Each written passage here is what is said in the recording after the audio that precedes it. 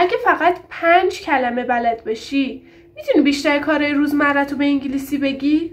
امروز میخوایم همین 5 کلمه رو یاد بگیریم. فکر کن صبح زود بیدار شدی. اولین چیزی که میخوای صبحونه است. کلمه اول eat به معنی خوردن.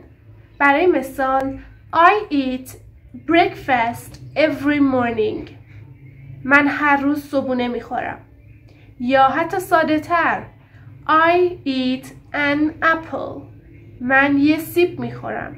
I eat an apple. حالا یه چیزی نیاز داریم که بنوشیم. کلمه دوم drink به معنی نوشیدن. برای مثال I drink tea. من چای می نوشم یا چای می خورم. I drink water. من آب می خورم یا آب می نوشم. یه نکته هست که ما توی زبان فارسی به جای نوشیدن از خوردن استفاده می کنیم. ولی این نکته توی زبان انگلیسی به شدت مهمه که شما هر چیزی که نوشیدنی باشه رو باید از فعل drink استفاده کنید. حالا میخوایم بریم یه جایی. میرسیم به کلمه سوم یعنی go به معنی رفتن. I go to school. من به مدرسه میرم.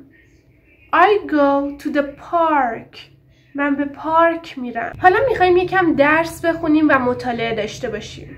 میرسیم به کلمه چهارم یعنی study به معنای درس خوندن و مطالعه کردن. I study English every day. من هر روز انگلیسی میخونم. یا I study math at school. من توی مدرسه ریاضی میخونم. حالا وقتشه که یکم استراحت کنیم و بخوابیم.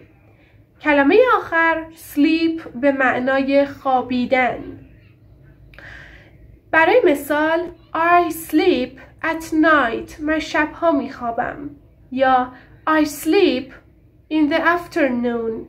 من بعد از ظهرها میخوابم. حالا با استفاده از این 5 کلمه میتونی بعضی از کارهای روزانه‌تو تعریف کنی. ازت میخوام با تکنیکایی که توی ویدیو قبلی بهت یاد دادم این کلماتو یاد بگیری و مرور کنی. برای یاد گرفتن بیشتر میتونی بقیه ویدیوهامو نگاه کنی.